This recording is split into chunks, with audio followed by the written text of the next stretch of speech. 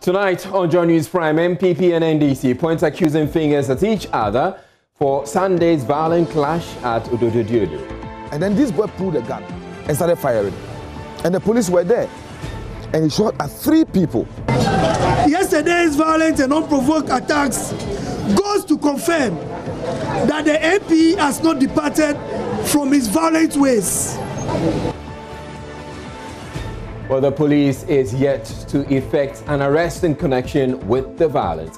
The National Election Security Task Force has meanwhile been outlining its plans for the elections this December. 6,178 flash polls or hotspots across the country.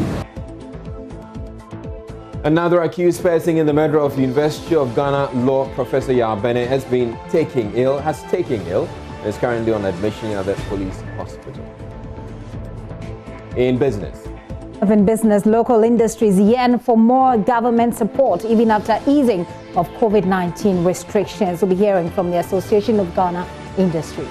The expansion we had here is not strong enough to enjoy economies of scale, and the conditions are not conducive enough to produce at a very competitive price. The competition, when it comes, we may still have a challenge.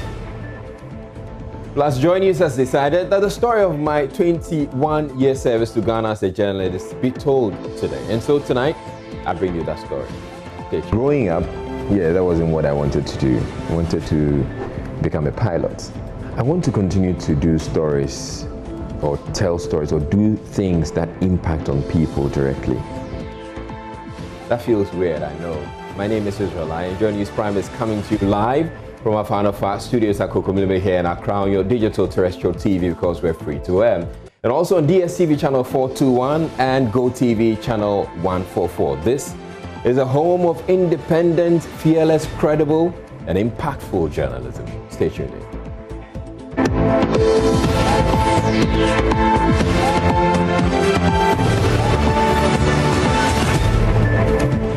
Now, fresh footage obtained by Joy News today reveals Sunday's violence at Udododiodo was much worse than earlier thought.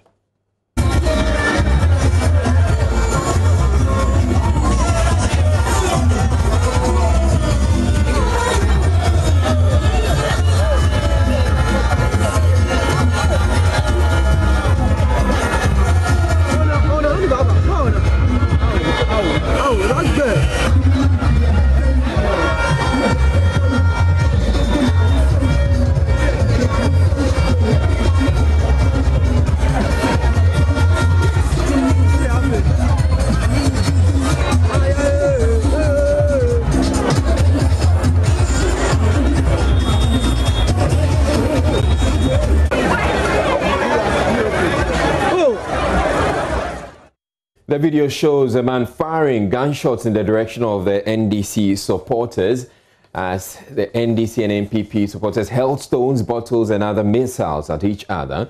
An entertainment center said to be the base for the NPP was also destroyed.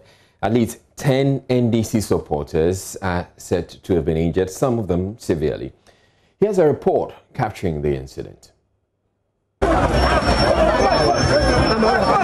More than 10 persons sustained various degrees of injuries, some with cuts to their head, arm and abdomen, whilst others sustained bullet wounds.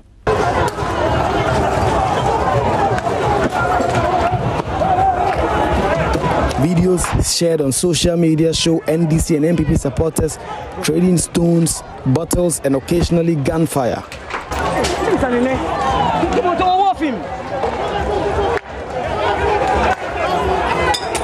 In the videos, some persons wearing NDC shirts and paraphernalia are seen vandalizing items in a one-story entertainment center said to be the base for the NPP.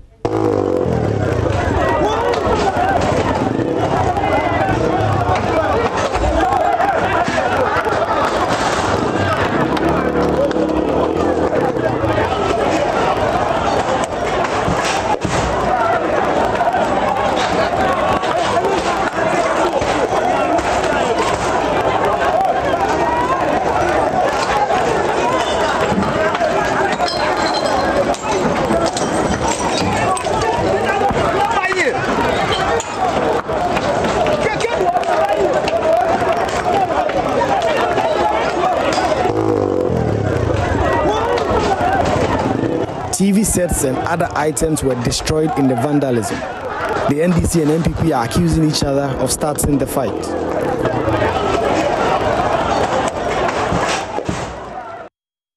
NDC Vice Chairman for the constituency, Isaka Ni Amukolis-Nkofi, speaks about the injuries. But yesterday, if you look at what happens, we even have to call off the walk. Okay. Yes, when the incident happens, because like I said, being the prompter, that I always have to move ahead. I have to call the MP when I think he has moved with a large crowd to the Opera Square to even just deliver his. This is what has transpired. So those left even on the street that are supposed to even go and join the supporters at Opera Square couldn't go. We just have to call it off. And my brother, I was at the emergency ward yesterday from between 11 a.m. I left here 11 p.m. Because normally after, but your people also, you know, we've seen the Blue Gate building has been vandalized, and it was vandalized by the NDC people. Exactly. And what happens was that, you see, I have to condemn that attack, but you've seen that of Blue Gate. I can also show you pictures of being the constituency vice chairman, guys that have done a sitting place for them, not even just like Blue Gate, but some miniatures that I have done, which has also been vandalized. They've damaged their TVs, they've burnt things, and it's rather unfortunate. That is why I said that, look, we know each other. We are brothers. So, talking about knowing yes, each other, so, let me ask this, yes. Will you, given the fact that the NDC folks also vandalized the Blue Gate, on your side, will you assist the police investigation by bringing out the people from your end? Why not? Why not? If the police want to crack the whip, okay, they should crack the whip across board. Okay. Because we will not condone any of these illegalities. And you could use the exactly. The police should crack the whip. If they crack the whip, look, we've collaborated with the Jamestown police on countless and several occasions where our guys are alleged to have done anything bad. We produce them to the police. Can the NPP say same? Look, you saw videos of somebody shooting at this incident, and the person is telling you that he's sleeping. You have the constituency chairman saying that he was at church with that person. My brother. So is that person a replica brother that was standing at a place shooting? When I see Nyoka Hamas, I know Nyoka Hamas. When they see Isaka, they know Isaka. When I saw my brother Kwanchi, I know this is Kwanchi. The New Patriotic Party Monday morning held a news conference to blame the NDC for starting the violence. Ni Lanti Banaman is a parliamentary candidate. We are, however, not the least surprised by these acts of violence, considering the fact that in 2016, after a successful campaign launch at the famous Bukom Square, this same MP led thugs to go on a vandalization spree in the constituency on the back of yet another successful walk in honor of the memory of our youth organizer, the late William Waters Rasbustego. On Saturday, the MP and his boys came running riot again without any provocation. It therefore goes without saying that these happenings in the constituency are explicitly orchestrated by the incumbent MP, whose persona and character depicts violence. This was the same person who, as the NDC parliamentary candidate in 2004, was cited for electoral fraud and violence and was injuncted from contesting that year's elections. The constituency from then on experienced peaceful electioneering campaigns and elections until he resurfaced in 2012 to contest the NDC primaries, which again was characterized by violence he masterminded. The lead up to that year's election and the events before, during and after the 2016 elections is still fresh on the minds of people. Madame Esla Usue Kufu, Abu Jinapo, the late Jacob Echebilamte, and my good self have been victims of his thuggery. Ladies and gentlemen of the press, yesterday's violent and unprovoked attacks goes to confirm that the MP has not departed from his violent ways. I hereby call on the police to, as a matter of urgency, arrest these NDC thugs and let the law take its due course to serve as a deterrent to their likes. Failing which, our people will be left with no other option than to defend ourselves. For now, I can only urge my people to remain calm, even in the face of these extreme provocations. The MP for the area, Nilante Van der Poy, has denied instigating any violence. Every day we pass there, in the morning around that time, you will not see more than 5 NP people in that particular base. So where did almost about 25, 30 people come from that particular day? It means that they were planned. They are planned to meet there. 2, where did they gather all these bottles from? All of a sudden, and started pelting us with it. So when they pelted our people, then people also decide to respond, because when they throw the bottles at them, some don't break, and then they try and throw back. Then what we saw was that this guy, Nyokai Amas, we've mentioned this guy's name several times. He was involved in the shooting during the registration exercise. Nothing was done. He was involved with the, what do you call it? Kaswa Ofanko Meda. Nothing was done. This guy was involved in the group that assaulted me in front of the Jamestown police station. Nothing was done. But the investigations are underway, especially. Well, how long will it take the police to investigate? How long will it take the police to? Did they even arrest him to question him? No. And then this boy pulled a gun and started firing, and the police were there, and he shot at 3 people, and then the rest started using machetes on the people. Apart from that, they peeled off concrete slabs like this, pavement blocks, hit people, old ladies, old men. Lucky enough, our boys became courageous and decided to fight back. And then they ran away. They ran away and left their shed at the mercy of the people. And then they go and organize a press conference and blame me, who had my family and everybody in the work. But that's not the reports they gave us. They tell us that the pelting was started by your supporters. Those who were walking. In an Aboboya vehicle. It's not true. It's not true. The Aboboya guy was the announcer. This guy happened to be an MPP member in 2016. He was their public announcer in 2016. And like Maradona, we poached him. And he's become our announcer now. This is not the first time they've attacked him. They've attacked him several times. They spoiled his machine. We bought the machine for him because he's good, he's coherent, he's proficient. So Sammy was even standing on top of the vehicle and dancing when he got there. I can give you all the videos. Then all of a sudden, they started pelting. So the man who was standing on top of the DC and dancing was the one who had this. At Aboboya with speakers. Where would the bottles be? So you had bottles in there? In the Aboboya with speakers. With speakers, big speakers, and doing announcement. That's where the bottles were. The world will see them. Because we have a government who have done nothing into this country. They've are so disgraceful in government, and they think that it is only violence, intimidation, brutalities that they can use to suppress the anger of the people and still maintain themselves in power. Well, security experts say that police must be blamed for failing to avert violence in hotspots ahead of the December polls. And in another or related development, civil society organizations have added their voices to calls on the nation's security apparatus to do whatever it takes to ensure that perpetrators of past and present electoral violence do not go unpunished, and violent inter-party clashes ignited by peace walks decisively stopped from spreading.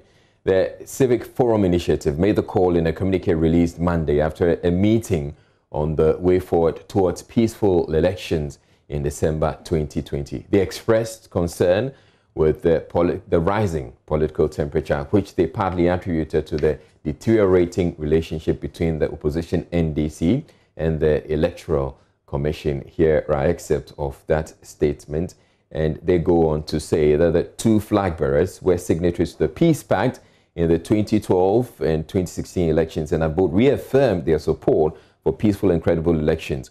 What Ghanaians require of them is to translate the commitment into concrete action by working together to end political and electoral violence before, during, and after the December 2020 elections. And they indicate some points. They say, accordingly, we urge the EC to reaffirm its commitment to strict principles of neutrality and impartiality and uphold the highest standards of integrity, transparency, and fairness in delivering its mandate during the electoral competition on December 7, 2020. We also appeal to the NDC and the EC to take urgent steps to engage in confidence-building dialogue to boost mutual trust and enhance the prospects for credible, peaceful, and violence-free elections on December 7, 2020. We call on the security agencies to commit themselves to strict enforcement of the Vigilantism and Related Offences Act 2019 and to deal with all perpetrators of election-related violence and intimidation without regard to party affiliation and position of offenders, with a view to bringing to an end political impunity and demonstrating the highest standards of professionalism and political neutrality. We urge the flag bearer of the NPP, President Nana Addo Dankwa Akufo-Addo, and flag bearer of the NDC, former President John Dramani Mahama, to work closely to ensure peaceful and credible elections, as well as ensure that regardless of the outcome of the 2020 presidential and parliamentary elections, the good people of Ghana will continue to live in conditions of peace, security, and stability. And then finally, the authorities should do whatever it takes to ensure that perpetrators of past and present electoral violence do not go unpunished, and violent inter-party clashes ignited by peace work decisively stop from spreading. And it is signed by Major General Nika Coleman, who is the chairman of the Civic Forum Initiative, and Mr. Kwesi Jonah, Senior Research Fellow, Institute for Democratic Governance, IDEG. In yet another development, the National Election Security Task Force has today been laying out an elaborate plan to ensure a violence-free election come December 7. The plan includes deploying station police personnel to various polling stations and a robust patrol team for reinforcement that will have high military participation. The task force has served notice on unscrupulous people planning to foment trouble will be dealt with by the security agencies. Addressing a forum on electoral violence in Accra, Director of Operations at the Ghana Police Service, DCOP Dr. Saibu Pabi Gariba, assured the security agencies are on the alert. We have quite a number of hotspots. The think tanks and the academics have come out with their hotspots. I think WANEP, CDD, all of them have their hotspots. We are talking about the security hotspots based upon reports that our commanders have given us from the ground. And we are looking at them region by region based upon the operational orders that we received for 2020 elections. If you look at it, we presented them in 17 blocks. Why is it 17? Security-wise, Tema is standing alone. So for security reasons, we keep Tema as a region. So if you put the two together, Tema and Accra, then you get the region as a region. But security-wise, we've separated that. So you have Accra, Tema, all the regions, and we have 6,178 flash points or hotspots across the country. What is this about? This is a very serious issue that will determine our deployment, because we need to have special arrangement for flashpoints or hotspots, and we are working on that. Dr. Emmanuel Kotia, who is a Brigadier General of the Ghana Armed Forces, has been outlining what he says are possible triggers of violence on election day, which the security agencies will be paying attention to. Now, electoral started to make peaceful, credible, and sustainable elections as a priority. And from the earlier speakers, you would realize that most of their drift is based on the credibility of any election, the peacefulness of the process itself, not only the elections, the process, and the sustainability of elections as a priority. Without that, we might not be able to sustain what we have to do so far as electoral assistance is concerned. Consensus is emerging around the idea that in order to prevent violence, elections should be viewed as a process rather than an event. A process in this regard means that we should consider the election itself as a process emanating from a start point and then ending at a certain level. With aiming at an election day, the election day, pre-election activities is very key. Post-election activities is very key. And other measures, even after the elections, preparation by the Electoral Commission and other actors for an election in 4 years' time is also a very important thing. And that's part of the process that I mentioned and talked. Majority Leader in Parliament, Osechi Mensah-Bonsu, expressed worry about increasing cases of election-related violence involving political actors, including death threats on key officials, including himself. Already, we are seeing and hearing about violent criminal activities in the country. The murder of a sitting member of Parliament, once again, in the year of elections, the attempted murder and threats of murder on other political figures, including perhaps my humble self. Armed robbery, banditry, hooliganism, partisan thuggery, so-called attempts at secessionism, etc., etc. The impact of civil unrest in neighboring Nigeria and the threats of terrorism in Burkina Faso and Mali, the effects of COVID-19 on the economy, and by extension on peace and security, should be worthy of our attention. The threat to our security due to increased political activity pose a clear and present danger. I know from experience that there is hardly any general election that has not witnessed hiccups and some turbulence. Oftentimes, there are pockets of violence which call for the state to tighten security. Executive Director of the Center for Democratic Development, CDD, Professor H. Kwesi Prempeh, says vigilantism still persists in the country because a law alone will not be enough to resolve the issues. Professor Prempeh believes the solutions to the problem are more political than legal. He spoke in a yet-to-be-aired interview on Joy Prime's Current Affairs show, On the Record. Election-related conflicts have really degenerated into, just widespread, large-scale killings, and conflict, sometimes close to civil conflict, civil war in many other countries. And I think we should not take our luck for granted. There is really nothing about us that makes us different from Cote d'Ivoire or Kenya, and so I think it's something that we need to seriously manage. The underlying factors are there. But then on top of it are other things we ourselves, but the way we have managed or mismanaged our politics have also introduced, which is this problem of vigilantes. Is the vigilantism problem a problem of inadequate law? I don't think so, right? So whatever it is, whatever violence, whatever threats of violence that are perpetrated by so-called vigilantes already offend existing law, right?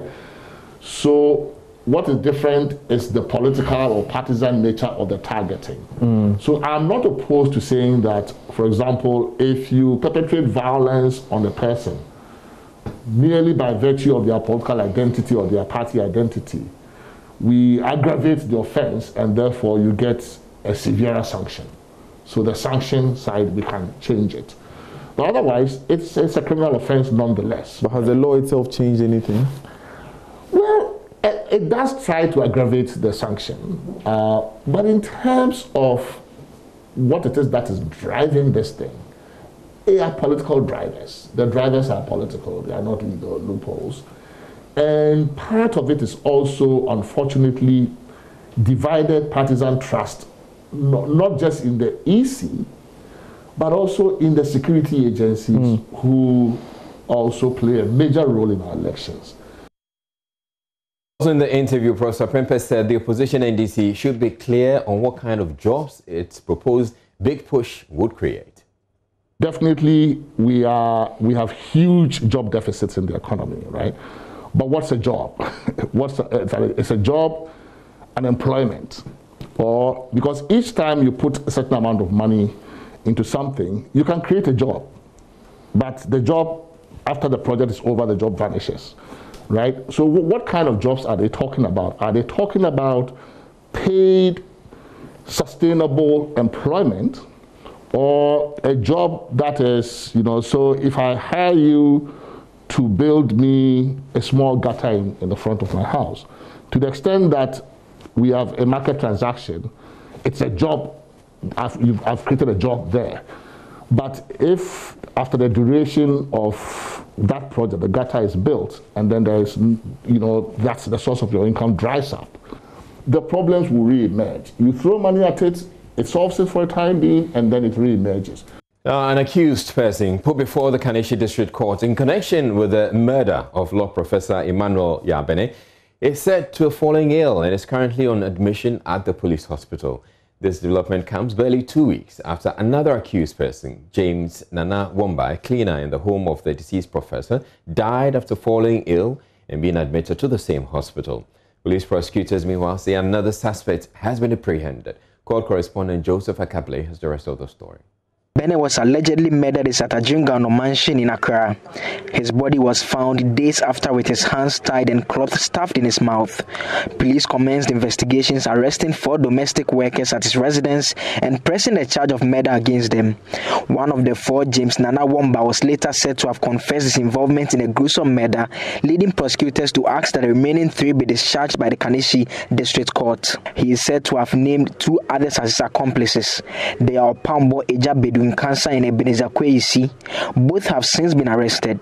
The prime suspect, James Womba, died at the police hospital where he was on admission after falling ill. Opambo Bedu in Cancer is also said to have fallen ill and currently on admission at the police hospital. Prosecutors therefore asked that the Kaneshie District Court adjourns proceedings. This was granted with the case adjourned to November 9 for continuation. We're taking a break here now on Joy News Prime. Later on in business, local industries yearn for more government support even after the easing of COVID-19 restrictions. We'll hear from the Association of Ghana Industries. The expansion we had here is not strong enough to enjoy economies of scale, and the conditions are not conducive enough to produce at a very competitive price. The competition, when it comes, we may still have a challenge. Stay tuned in, we'll be back shortly.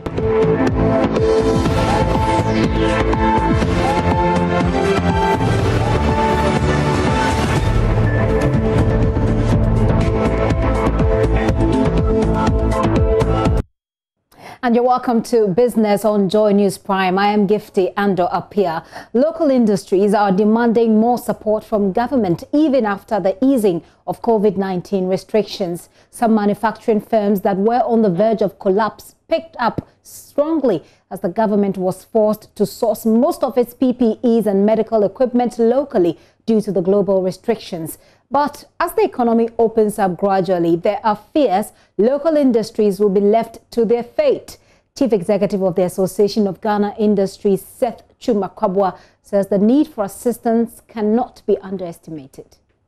Well, it is a bit early in the days, but I would wish that it really happens the way you said it. That indeed during the COVID period, goods from outside, reduced significantly, and local production was stepped up in certain specific products, not all products. For products such as the hand sanitizers, some of the medical products, and so on and so forth. So for those ones, I think where we are now, what has helped is that in doing so, we have built certain level of capacity. Companies that were not even producing it entered into that market and they are producing it. Those that were already producing increased their capacity to produce. So for those products, I think we have adequate capacity.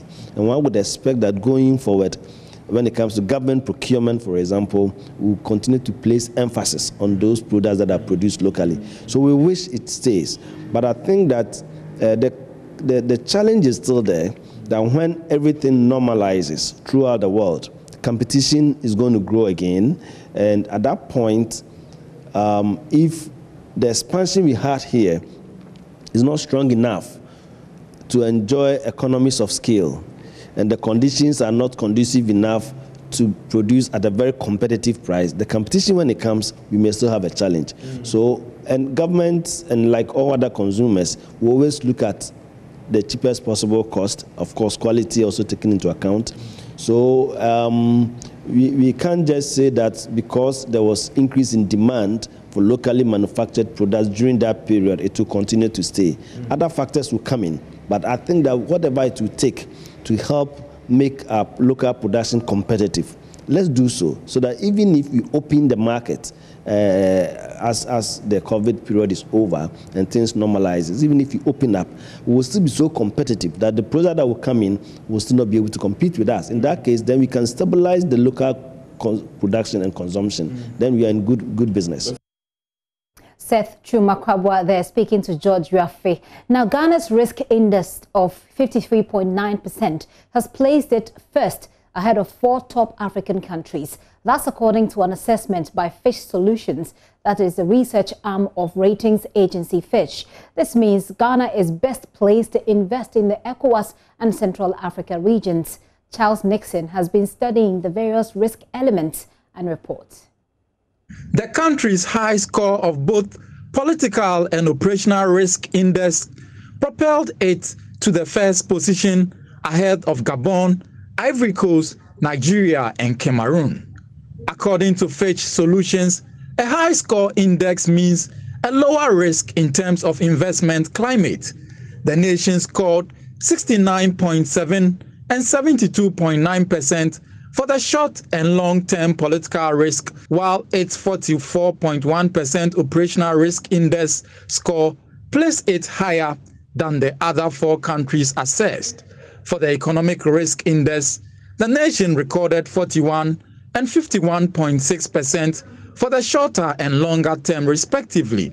The country's economic performance will, however, trail Ivory Coast, which will become the fastest growing economy this year, and Nigeria in both the short and long term. However, Ghana's overall high rank index pushes it as the best place to do business in West and Central Africa. This is largely because the uncertainty associated with investing here, and more specifically the degree to which that uncertainty could lead to losses for investors, is very low. The country's economic pointers have looked good this year despite COVID-19. Growth is expected to hover around 1% this year and make it a top performer globally, while inflation and exchange rates have remained low and relatively stable. Though the debt level is worrying, it is not likely the nation will default in its loan repayments. Good news coming in there, but the room for improvement is always this huge. Now, before I go, government and industry are being urged to bridge market gaps to facilitate the growth of entrepreneurs who specialize in technology. According to the founder of Hack Lab Foundation, Foster Akugri, the inability of these techpreneurs to access ready markets stifles progress and defeats the purpose of local content policies and regulations. He was speaking with Inshura Ado on The Big Conversation, a segment of the Business Connect show. It requires industry, academia, and government to play a significant role to get it to where it is. I was having a debate with someone the last time, and I was saying that amongst all the challenges entrepreneurs face are 2 things: access to market and access to finance. If I give you all the training, we build all the finest innovation centers and train people, and they do not have access to markets, there's no point, they'll die. If you give them everything they need, including money, and they do not have access to markets, they'll die. So you can provide everything for them, but if you don't solve these 2 major things, then there's no point starting the journey, right? So industry needs to play that role of increasing local content consumption. Let's minimize importing domain experts from different countries where you have to spend money to fly them in, spend money, their rates are way higher. We lose money on foreign exchange because we have to pay them in foreign currencies, etc. Why not find people in country who have far more competitive pricing? If you use initiatives like hackathons as your procurement process, so you always do an open call where you minimize the red tape that says you should be a business that has run for 10 years, you should have audited reports, audited finance, etc., before you can bid for a contract. Well, you can watch the full interview later tonight on Business Connect, which airs this and every Monday at 9 p.m. on Joy Prime. That'll be it for me for now. I'm back after 8. There's sports, and Israel will continue.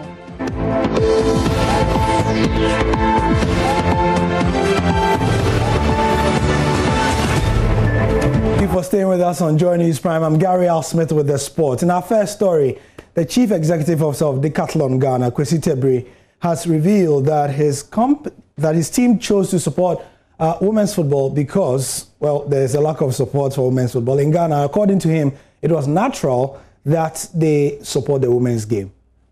Decathlon Ghana Limited signed a 4-year sponsorship agreement with the Ghana Football Association, making them the official retail partners of the football governing body in the country. The agreement would also see Decathlon provide 1,000 Kipster balls that will be official match balls for the Women's Premier League. Chief Executive Officer of Decathlon Ghana, Kwesi Taburu, told Joy Sports why they decided to sign such an agreement with the Ghana Football Association. If you want to talk about sport, in Ghana, it's football. And if you want to talk about football, GFA is the best partner for us to help us to push our project. So for us, it was a natural deal to try to partner with GFA and try to be known much more and being at every home to try to make sport accessible and football accessible to everybody. But among the partnership, what we really like is we focus on women. And we know how challenging football for women is in Ghana. And I believe that a partnership for women is something great. We can help them also to practice sport. And I always say in our tribes, women are very important. So for me, it was a key topic as a Ghanaian person to try also to push this sport and mainly women in sport. Mr. Taburi also added that as part of the sponsorship agreement, Decathlon demands visibility from the GFA. What I demand is very simple. You see, Decathlon, our main goal is to make sure that every single Ghanaian knows us. And to be known, for me, the only thing is to be everywhere in Ghana, and football is the main topic. And I believe that FA will help us to be very known, to be the preferred sport company here in Ghana, and to let people understand that Decathlon, via Kipster product, we have unbeatable quality product, which are cheaper than the second-hand market. So how can we do so Ghanaian people can purchase very good product to practice their sport? The agreement between the two parties will see Decathlon invest about 1 million Ghana cedis into Ghana football. Well, speaking of investment, the headmaster of Tamale Senior High School, the Reverend Edward Azeka, has called for more investment in sport in schools across the country to unearth talent while they're still young. He said sport in schools has an enormous impact in shaping people's careers. Reverend Azeka said Tamasco, for instance, has produced many sports persons who have found their way into Ghana's national teams. The Northern Regional Correspondent Martina Bugri filed this report. The headmaster of the Tamale Secondary School, Reverend Edward Azeka, called for investment in sports in schools when the 1981 year group of all students made a donation to the school. Attention. They should come around. As teachers, we are not professionals in football. Sports is extracurricular activity. But I think that if the sports personalities get interested, they can come and give us more technical. And then apart from that, we need proper investment in our sports equipment. Right now, we have seen the Batford Can 208. Our field will still remain very Sakura. It is the only pitch that has been properly grassed now. The school with just one pitch properly grassed. Sports is now going high-tech. We need a lot of support to be able to improve on the equipment for proper, excellent performance. Volleyball this time, they play volleyball on paved pitches, and our football, our volleyball courts are not paved. So we are just still playing on the ground, Sakura like that. So. Right, it's time for Showbiz, and Becky Bex is here, the host of E-Vibes. Thank you. I like it when you introduce me like that, the host of E-Vibes. All right, but before you get on with your stories, okay. I think we need to celebrate the journalists, the reporters here at Joy FM who won at the GJ Awards. We picked up 15, multimedia picked up 15 awards. That's a big deal, you know. It's huge. And so I'm going to call that promo we did for them to celebrate them, and let's celebrate them one more time.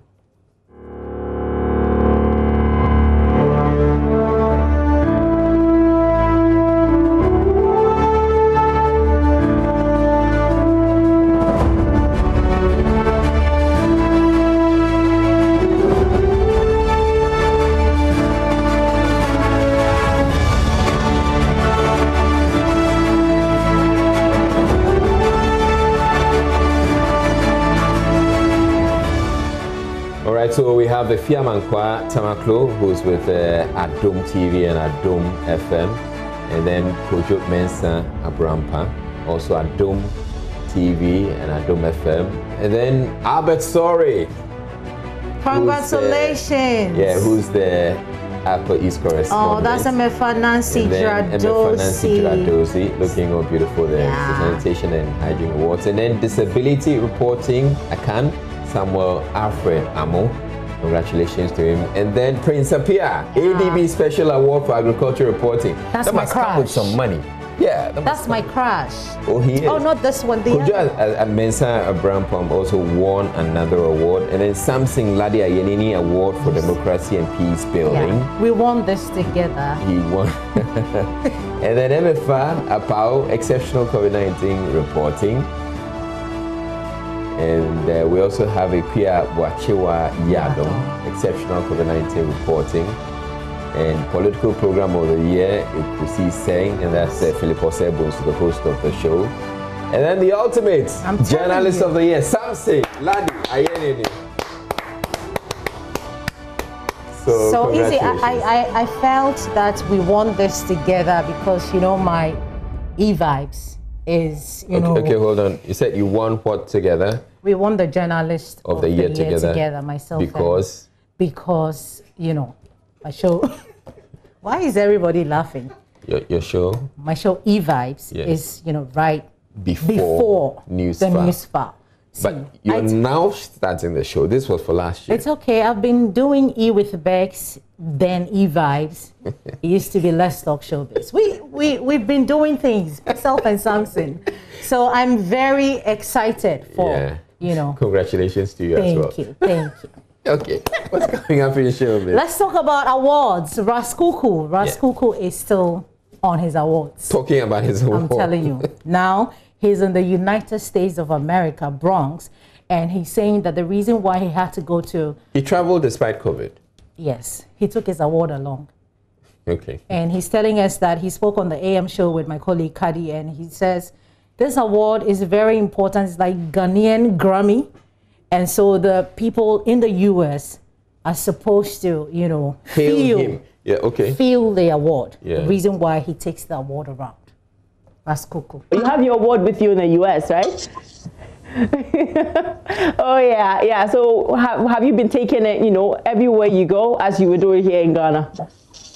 Yeah, I'm not the one who takes it around. You know, the fans come in and, you know, carry it and move along with Raskuku because they also have to feel it, you know. Yeah. Most of the people have never seen the award before, and then they are Ghanaians also who live here, and they need to see it and feel it and, you know, make the people know that, yo, something coming from Ghana is here in the U.S., and this is Ghana's Grammy. Yeah. You know, we've made this award so special to the extent that, yo, I've seen most of the people working hard to just achieve this, you know. Yeah. And we give thanks, you know. The award, it is ours.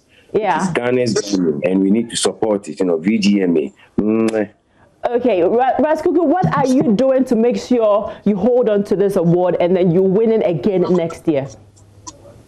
Winning again next year, is not Raskuku's, you know, first plan, you know, because we're working for the people. From way back, we make sure that we give them good music, you know, good performances, and everything about music should be good. So we are not saying we are winning next year, but we are working for the people. If we should win next year, fine. Okay. But if we don't win, we still work for the people. You know, I couldn't help but notice that he apparently took a photo with the guys at immigration. It's not US a small immigration. journey. We started from He got there and told them he was holding his award and told them, I'm an award winner. This is Grammy. Ghana's Grammy. I think if Samson should do the same thing. No, Samson doesn't have to do that. I'll do it for him. Okay. Let's move on. Let's talk about Joe Metal. He says that he will have a 7-hour prayer and worship section for everyone, Ghanaians. 7 hours? Yeah, ahead of the elections, just so, you know, pray for peace, call for peace and all that. He spoke on Daybreak Hit with Andy Dusty. Please hold the peace. Don't allow anybody push you into doing something that they won't do. If anybody tells you to do something, ask them to join you. If they can't join you, they can't do it. You can't also do it.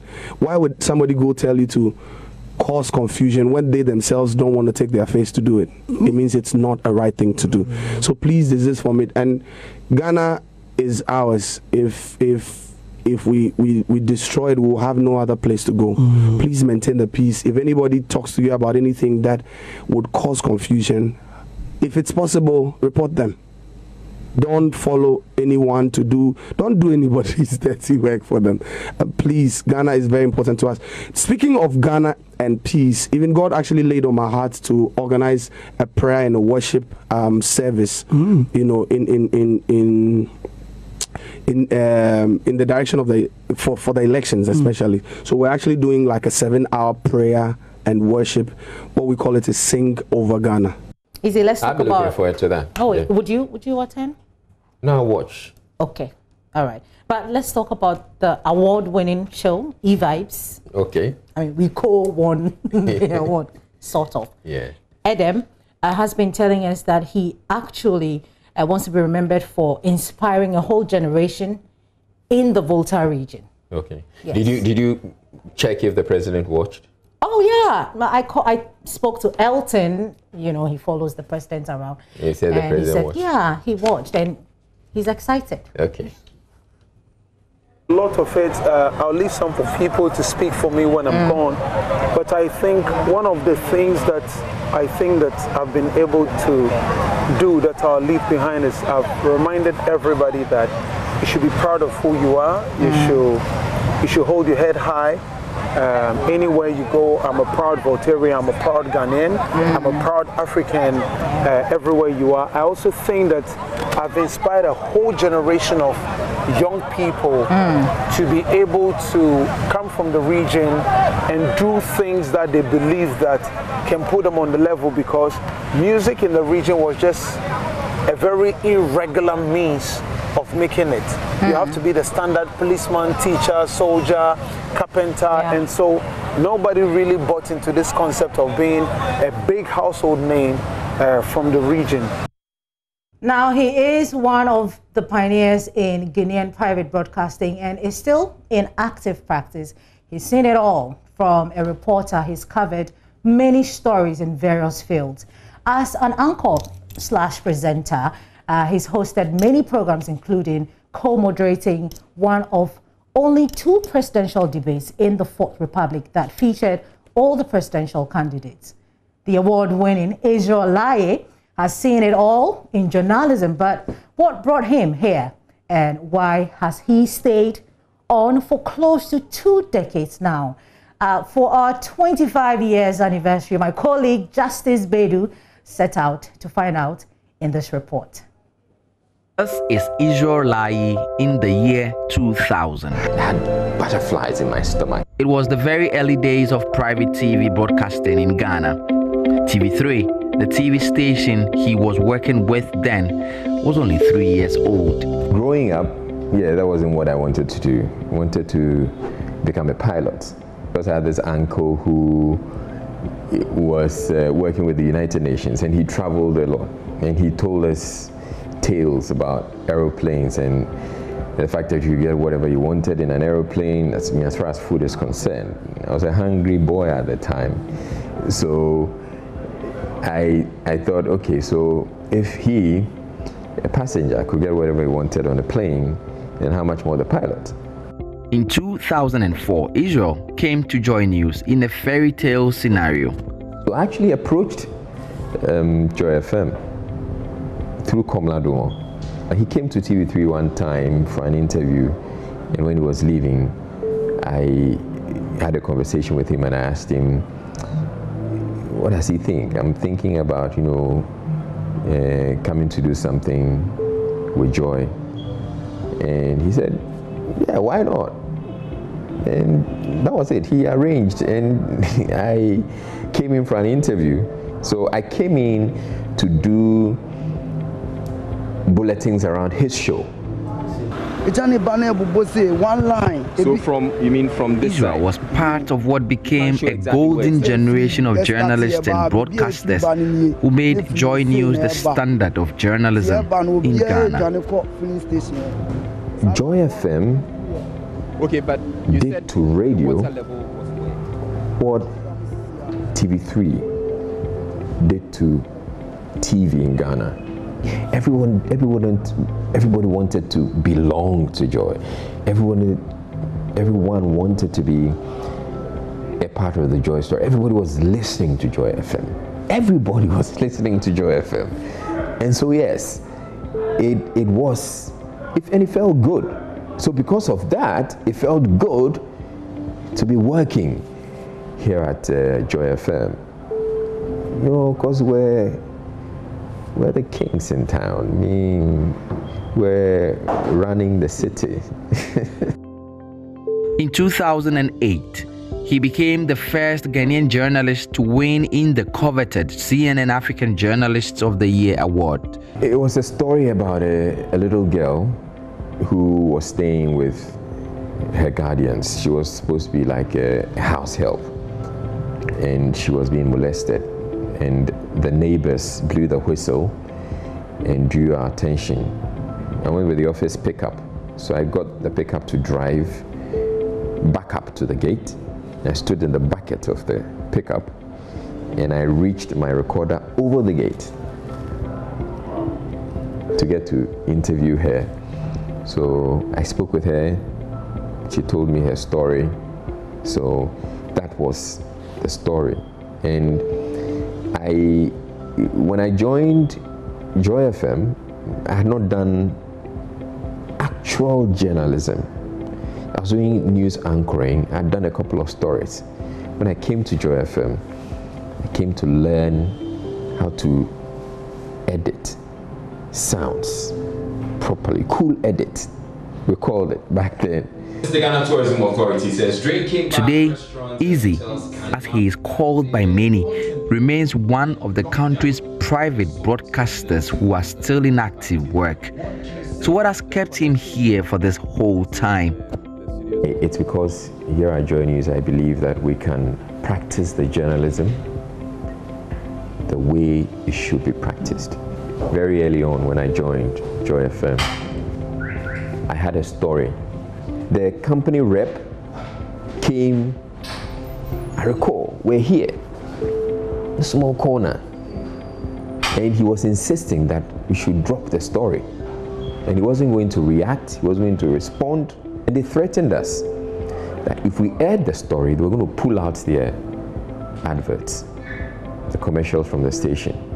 We did the story, they pulled out the adverts. And they were paying some big bucks. Right?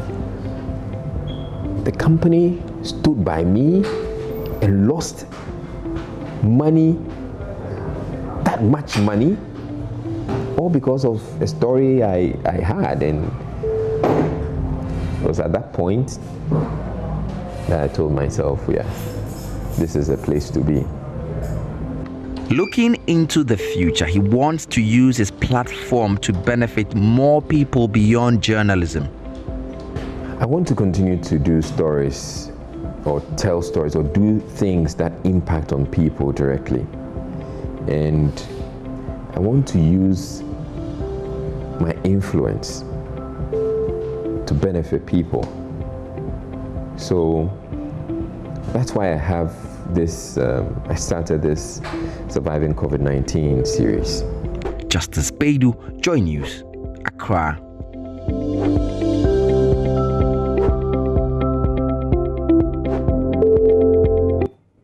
Okay, Justice is a good storyteller. Yeah, and he told it so well. It's a long story, but you can't tell the entire story in 6 minutes, but yeah. But you inspire me. I just want you to know that you have. I remembered the first time I had to do Prime with you.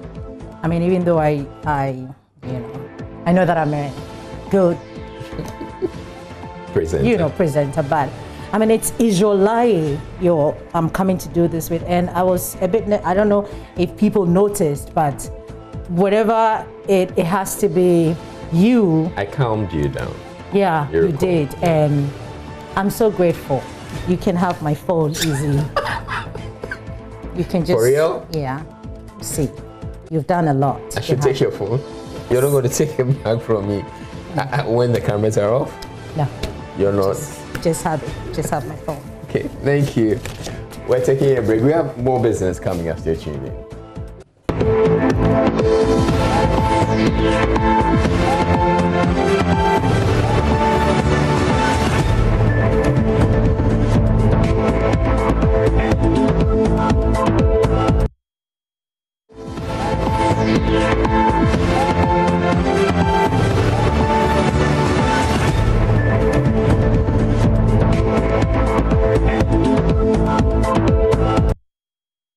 All right, and this is where we wrap up the bulletin for this evening. I'm Israel. Thank you very much for watching. Up next, we bring you our Hotline documentary. Do stay tuned